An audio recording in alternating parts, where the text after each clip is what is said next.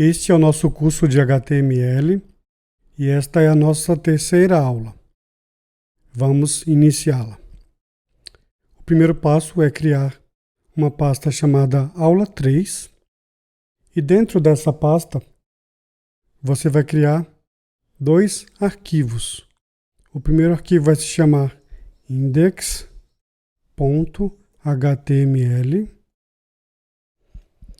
e o segundo arquivo na mesma pasta vai se chamar index.css. Tá.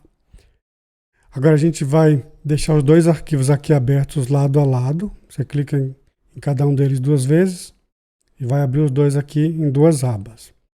Estando no seu arquivo HTML, vamos criar a estrutura do nosso HTML. Então nós escrevemos aqui HTML e apertamos Tab, damos um Enter aqui, criamos o corpo do nosso HTML. Vamos criar aqui o nosso head, que é o nosso cabeçalho, onde vamos colocar metadados, dados a respeito do nosso site. E depois damos um Enter aqui para abrir. Vamos repetir para body, que é o corpo, o conteúdo do nosso HTML. Apertamos Tab aqui no Visual Studio Code. Quem não estiver no Visual Studio Code vai escrever do jeito que está aqui. Então temos o cabeçalho e o corpo. Uma coisa que eu ainda não falei, mas vou falar aqui hoje, é que para dizer para o navegador que esse site aqui é feito com a linguagem HTML versão 5, nós escrevemos a seguinte tag. Colocamos um exclamação aqui e entre sinal de maior e menor. Esta é a tag para indicar para o HTML que este documento está na versão 5. O HTML teve outras versões antes disso. Isso garante que o nosso site vai ter uma aparência homogênea. Todos os navegadores vão entender a sua versão. Então, esta tag é para indicar a versão 5 do HTML. Ok. Agora, recapitulando algumas coisas que a gente viu em aulas anteriores, se a gente criar uma tag P e escrever aqui o nosso parágrafo 1, e eu vou duplicá-lo aqui, só para a gente ver uma vantagem de se utilizar o CSS de uma forma diferente. Imagine que a gente tem dois parágrafos aqui, eu vou abri-los. Temos aqui dois parágrafos. Agora, imagine que nós queremos colocar os dois parágrafos com fundo vermelho. Do jeito que nós aprendemos, nós faremos da seguinte forma. Colocaríamos o atributo style, com color, dois pontos. Vamos colocar aqui vermelho, por exemplo. E vou copiar para o parágrafo de baixo. Vamos ter dois parágrafos, os dois têm texto em vermelho. Para colocar o fundo em vermelho é background color. Então colocamos o fundo amarelo e o texto em vermelho. O texto é color, o fundo é background color. Isso aqui são estilos CSS que a gente está aplicando no nosso parágrafo. Salvamos, voltamos no navegador, recarregamos e vemos o resultado. Ok. Agora imagine que existem 100 parágrafos no seu trabalho, no seu site, e o cliente chega e diz que quer mudar a cor de amarelo para uma outra cor, quer colocar azul. Você teria 100 lugares para alterar o amarelo. E se mudar de novo? Fica impraticável repetir. E se quiser mudar a cor só de um parágrafo para vermelho e dos outros mudar para uma outra cor? Então fica muito repetitivo aqui. Então essa não é a maneira correta de utilizar CSS. É uma forma possível, mas não é a melhor. Nós vamos aprender hoje a forma correta. O correto é, nós vamos na nossa tag head e dentro dela colocamos uma tag chamada link. E a tag link, então link, quando colocamos link e apertamos tab, o Visual Studio já complementou aqui com dois atributos, rel e href. O rel, eu estou dizendo qual é a relação deste link com este documento. No caso aqui é uma folha de estilos, Style Sheet. Ou seja, nós queremos criar um link para uma folha de estilos, para uma folha de CSS, que é o nosso arquivo CSS. E href é a referência para esse arquivo, ou seja, onde esse arquivo se encontra, qual é o nome desse arquivo. Aí nós dizemos aqui index.css. Esse nome aqui é o mesmo nome que nós demos para o outro arquivo que nós criamos, index.css.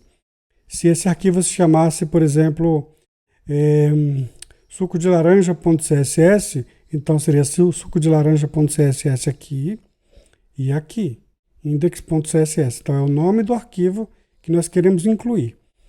Isso aqui nós estamos dizendo o seguinte, para esse site, quando ele for carregado, o navegador vai ler o metadado, vai ver que tem uma tag link, vai ver que a referência para o arquivo é index.css, vai baixar esse arquivo e vai ler esse arquivo logo depois de ler o conteúdo do site, vai ler o conteúdo do arquivo CSS e começar a aplicar as regras que estão lá.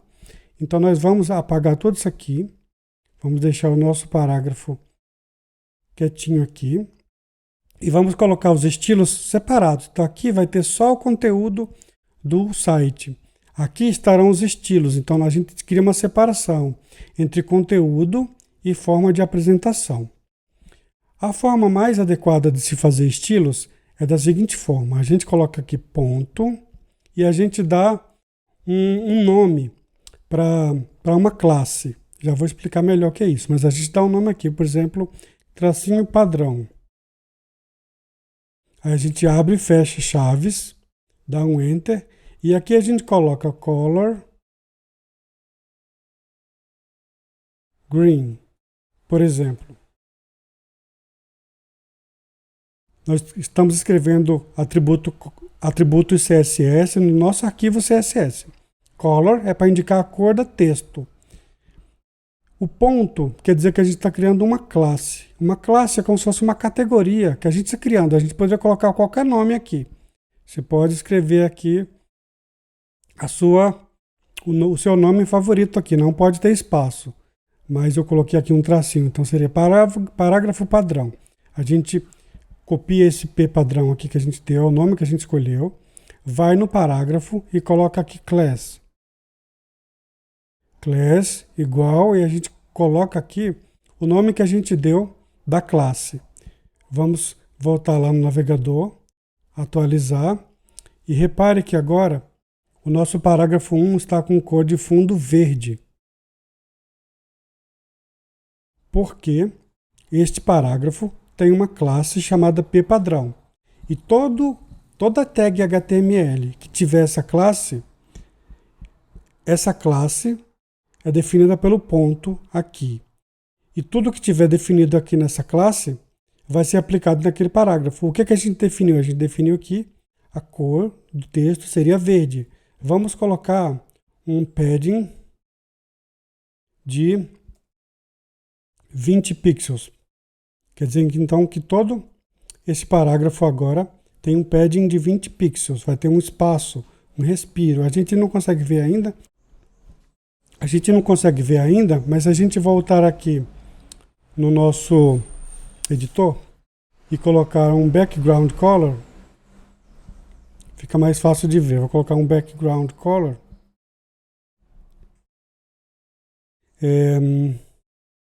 pink. Agora deu para ver melhor. Que tem uma distância aqui entre a borda, ou o lugar onde a borda deveria ficar, e o conteúdo do texto. Vamos colocar uma margem também. Desculpa, vamos colocar uma borda. Border, style, solid. Vamos colocar um border color black. E vamos colocar um border width, ou seja, o tamanho de 10 pixels. Então agora nós temos uma borda, um conteúdo e um pad, uma distância entre o conteúdo, que é esse que está marcado aqui em azul, e a borda. E tem também uma margem aqui, que é uma distância entre a borda do navegador e a nossa borda.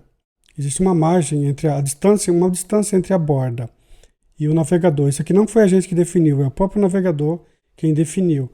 A gente pode dizer explicitamente que a gente não quer.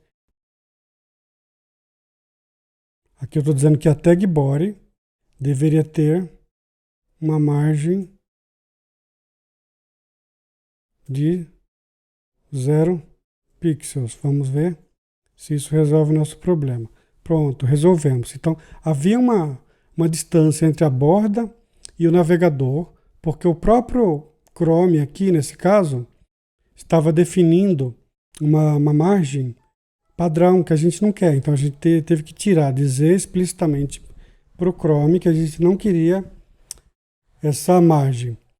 Então, a gente viu aqui uma outra forma de definir estilo. A gente pode dizer o nome para a tag.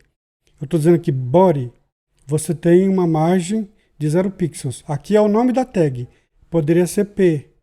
Todo P teria esse estilo. Vamos colocar um outro estilo aqui. Eu posso colocar aqui P. E vou dizer que todo P tem uma margem tracejada, preta e de 10 pixels. Eu vou colocar aqui outra cor. Essa cor, vamos colocar isso. Tá. Repare o seguinte. Eu vou criar outro parágrafo aqui, só para a gente ver o que está acontecendo. Se eu tiver N parágrafos aqui, vou colocar aqui 2, 3, 4. Repare que todos os parágrafos têm aquele estilo aplicado, porque quando eu defino no CSS simplesmente o nome da tag, abre colchete e os estilos que eu coloco, todas aquelas tags, quantas sejam, todas terão esse estilo aqui. Então todos os parágrafos têm borda tracejada, com essa cor aqui aqua e com borda de 10 pixels. E aqui são para classes. Apenas os parágrafos que tenham a classe P padrão vão ter esse estilo. Mas qual é a vantagem de criar uma classe? Eu posso reutilizar. Então eu coloquei aqui essa classe no parágrafo 1, mas eu poderia colocar essa classe no parágrafo 3 também. Então o parágrafo 3, assim como o parágrafo 1, agora tem o estilo igual. Então se eu voltar lá, agora os dois parágrafos, o 1 e o 3, são iguais. Então a vantagem da classe é que você consegue colocar só nos elementos que você quer e não em todos. E você pode reutilizar. Se de repente o cliente disser que não quer mais o texto em verde, quer em vermelho, você vai lá só naquela classe, que é P padrão, onde está aqui o texto verde, você pode colocar aqui outra cor. E já estamos agora com o texto em vermelho. Legal. Então, nós vimos duas formas de definir estilos no nosso arquivo CSS. Dizendo o nome da tag ou colocando o nome da classe. E o nome da classe é definido por um ponto. Vamos ver agora uma outra forma, que é definido o ID. Eu posso criar aqui um ID. Eu vou definir aqui vou colocar P1. Vou definir aqui um ID chamado P1. O ID é uma identidade, ou seja, deveria ter apenas um com esse nome. No caso, eu estou criando um ID chamado P1, um identificador chamado P1, e esse identificador é marcado pelo hashtag aqui. Então, se nós temos o hashtag ou o jogo da velha aqui, antes do nome esse nome aqui é um ID. Se eu for lá agora no meu HTML, primeiro eu vou colocar aqui um estilo. Eu vou colocar aqui Font Family Cursive. Eu quero que esse ID, o elemento que tenha esse ID, tenha o seguinte estilo. A família da fonte seja cursiva. Então eu vou lá no meu HTML e vou pegar esse parágrafo 4 e vou colocar aqui o ID dele igual a P1. P1. Então, se a gente for lá agora, o parágrafo 4, que é o nosso último parágrafo, agora tem um texto cursivo. Então, nós aprendemos como definir ID no CSS. É feito com hashtag. Então, nós colocamos hashtag um nome. Eu posso ter vários IDs aqui. No caso, esse aqui é o P1, eu posso colocar aqui P2. Eu posso colocar qualquer nome aqui. Qualquer nome. Este é o nome do ID que estamos criando. E lá no HTML a gente usa ID para o jogo da velha, assim como a gente usou classe para o ponto. E assim, a gente pode definir aqui no nosso HTML apenas o conteúdo do HTML, ou seja, o texto. Todo o estilo a gente escreve aqui. E de repente a gente quer ter um mesmo site, só que com dois estilos. Um estilo para ser usado no celular, outro para ser usado no computador. No celular a gente quer colocar um texto maior. Então a gente pode ter um site, o conteúdo é o mesmo, mas a visualização é diferente, dependendo, por exemplo, se o usuário está no navegador, no computador ou no celular, por exemplo. Então, essa aqui é outra vantagem de ter os estilos em arquivo separado, que é o arquivo CSS. Então, é assim que se faz o CSS. Só recapitulando aqui, a gente vai no nosso HTML, dentro da tag head, a gente cria uma tag chamada link. Dentro dessa tag tem dois atributos obrigatórios, o rel e o href. No rel a gente coloca style sheet para indicar que a gente está usando o CSS. E o href é o nome do arquivo. Como o arquivo está na mesma pasta, basta colocar o nome. O arquivo CSS está na mesma pasta do arquivo CSS. O HTML e o CSS estão juntos aqui. Por isso que basta colocar o nome do arquivo CSS. Se tivesse dentro de uma pasta, a gente colocar aqui a pasta barra o arquivo. Se tivesse dentro de uma pasta separada, a gente poderia colocar uma pasta só de CSS e uma pasta com HTML. Então, esta é a forma correta de se utilizar CSS. É ter o arquivo separado, que tem como vantagem você não poluir o seu site. Quem quer fazer manutenção no seu site não quer ficar vendo isso aqui no meio do texto, atrapalha. Sem contar que você vai escrever duplicado. Todo lugar que você quer colocar estilo num parágrafo, você teria que fazer isso quantas vezes você tiver parágrafos. Aqui não, você pode dizer que todos os seus parágrafos têm o estilo definido. E se você quiser personalizar um ou outro, você pode usar o ID, sendo que o ID é usado apenas uma vez, deve ser utilizado apenas uma tag com esse ID, porque o ID é o identificador, ele é único. É como se fosse o documento de identidade, ele é único. E a classe, que pode ser repetida. Então, você pode criar uma classe e utilizar quantas vezes ela quiser. Por exemplo, se eu quiser uma classe negrito, eu venho aqui, crio uma classe negrito, coloco aqui que o meu font weight é bold. Acabei de criar uma classe negrito. Se eu for lá no meu HTML e colocar aqui uma classe negrito, repare que um elemento ele pode ter mais de uma classe. Aqui nós temos uma classe P padrão e a classe negrito. Então, se eu voltar lá no HTML, O parágrafo 1 agora está com o texto em negrito. Repare que o 2 não está. Porque eu fui lá nele e disse que ele agora tem a classe negrito. E a classe negrito coloca o font weight, o peso da fonte, como bold. Eu posso criar também a classe itálico. Eu coloquei negrito aqui porque eu quis, mas eu poderia chamar simplesmente de N. Eu posso dar o nome que eu quiser aqui, desde que não tenha espaço. Então eu coloquei aqui itálico. E aqui eu poderia colocar estilos para itálico e aplicar novamente aqui a classe itálico. Aí vai ficar em negrito e em itálico.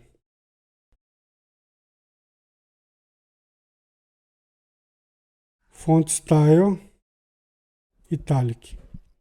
Então, nós escrevemos aqui Font Style Italic, que é a forma de dizer, através de CSS, que queremos algo em itálico. Podemos voltar lá, aplicar a classe itálico. Repare que eu apliquei aqui itálico e negrito no parágrafo 1. No parágrafo 2 eu vou colocar simplesmente itálico, classe itálico. Vou salvar, vou voltar lá no HTML. Agora o parágrafo 2 e o parágrafo 1 estão em itálico. O parágrafo 3 não está em itálico. E o parágrafo 1 está em negrito. Porque o parágrafo 1 tem nas suas classes negrito, itálico e P padrão. Ele tem 3 classes diferentes. Então, essa é a vantagem da classes. A gente pode criar classes específicas com atributos específicos e ir aplicando à medida que necessário. Então eu poderia, por exemplo, criar uma classe que deixa a borda arredondada. E esta foi a nossa aula 3. Obrigado por assisti-la. Até a próxima.